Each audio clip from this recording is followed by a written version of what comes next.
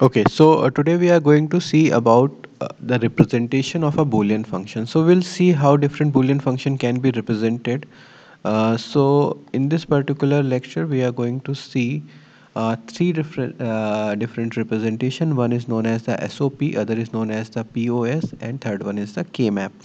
So SOP is also known as the sum of product terms, and POS is known as the product of sum terms. So just remember one thing, that we will be using sum.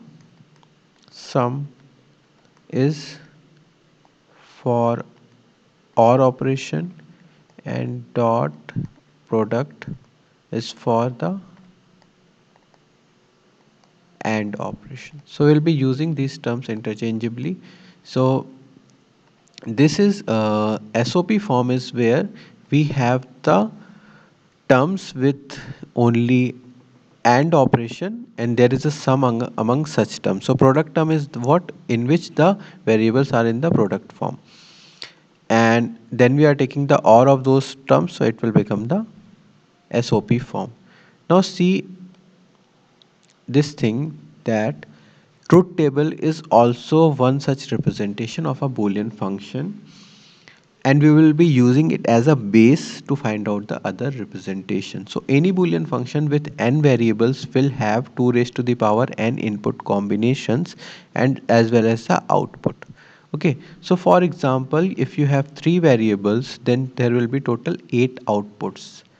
For example, we have this particular function a, b, c of 3 variables a, b, c represented in this particular truth table form.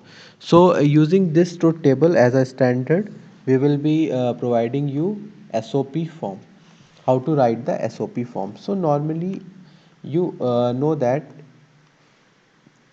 for the OR operations, a plus b plus c is equals to 1 if a is equals to 1, or b is equals to 1, or c is equals to 1. That means if any of these value is 1, the function will be 1.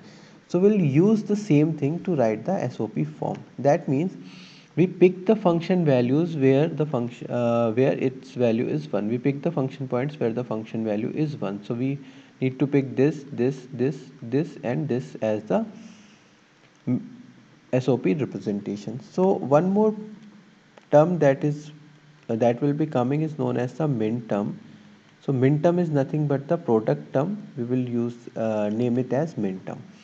So for this particular set of input, the function value is 1. So we have to write it in the SOP forms. We just write it like this. Suppose when this input value is 1, then we write a complement and bc, because b and c are having the value as 1. Then OR operation, next min term will be, or next product term will be a, b complement, c complement. Then third min term will be a, b complement, c. Fourth min term will be a, b, c complement, and third min term will be a, b, c. So this is how we can represent, we can write a SOP form from that particular truth table, and this is also known as the standard SOP form. If you write the SOP from the truth table, it will be standard SOP form, and if you apply some minimization, then it will become non-standard SOP form. So in the SOP form, you can see that every product term is consisting of all the variables. This is the thing, and when you minimize it, you might end up expression like AB plus BC. So you are having terms with less number of variables as the complete function. So in the standard SOP form, you can find out that every term will contain all the variables. So this is why this is a standard SOP form. So if you apply some minimization, you will get the non-standard SOP form, and there are ways to convert from non-SOP form to non-standard SOP form to standard SOP form. I will also tell that. Now let's see, for the same function, how we can represent in the POS form. So first I will tell you the way to write that. So for writing the POS form, we have to pick the values that are 0. So it will be something like this. So it's a product of some form, so we have to write this thing in the summation form, and 0 is there, so we have to write it like a plus b plus c, that is in the non com when value is 0 we write it normal form, when value is 1 we write it in the complemented form. 0 means a, then b plus c complement, then for this third line it will be a plus b complement plus c. So this is how we write the function into the SOP and POS form. Now let's see the relation between the SOP and POS forms. So you know that a function is defined where the function value is 1. A function is defined, a boolean function is defined, a function is defined where its value is 1. Fine, that means the function is defined by picking up the values from this. Now, if someone asks that what will be the f complement, then what you will do? You pick the values from 0. Fine.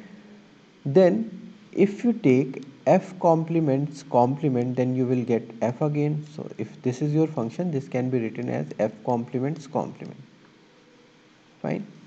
So, using this thing, what we have done, we have received the POS form from the SOP form. So f complement will be these minterms.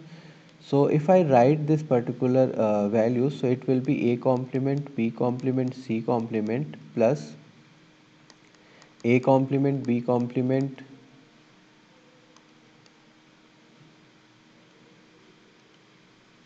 a complement, b complement, c plus a complement, b, c complement.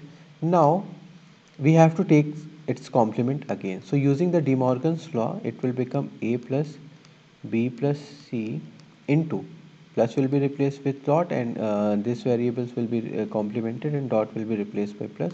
So it will become a plus b plus c complement into a plus b complement plus c.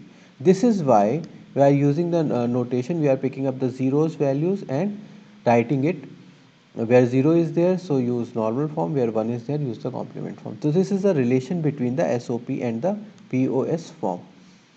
Now writing a function from non-standard form to standard SOP or POS form, it's simple. So let's take let's take one example as AB plus BC. It's a 3 variable function and it's in the non-standard form. So it's a non-standard what you can say SOP form. So इसको standard in the standard form it will become something like this, a b multiplied with 1 plus b, or you can say 1 into 1 multiplied with b c. So this will become ab a plus a complement, or not a plus a complement. You can use a plus a complement, but you have to use the missing variable. So it will be c plus c complement, and this will be a plus a complement b c. So when you expand it, it will become abc plus abc complement plus abc and a complement bc. So a plus a will become a, so we can simply remove this this abc, it's the same thing. So the function is coming out to be this thing. Now let's take the next example, that is how we can write the POS to standard POS. So if you have suppose POS form like in for 3 variable, if your function is given as AB into uh, AC, if your function is given something like this a plus b into a plus c, this is not a standard form. So what we have to do, we have to write the missing variables. So this will become a plus b plus 0, a plus 0 plus c, and now a plus b, 0 will be c into c complement, and it will be a plus b into b complement plus c. Now using the distributive law plus over addition, we keep it this as 1 and this as 1. So using the distributive law, it will become a plus b plus c into a plus b plus c complement, and expanding this term, it will be a plus c plus b complement, or you can say b first then a plus b plus b complement c. So this thing is repeated, so we can simply remove it. So the expression standard SOP form will become this. Fine. So this is how you can convert the standard SOP to POS form. Now let's take the decimal representation of each value. This will be what? This will be nothing but 0 in decimal. This will be 1, this will be 2, this will be 3, this will be 4, this will be 5, this will be 6, this will be 7. So instead of writing the term, can we provide the decimal equivalent of that? Yes, we can provide the decimal equivalent of that. So this has become the standard notation of writing this function, these representations. So for sum, we use sigma.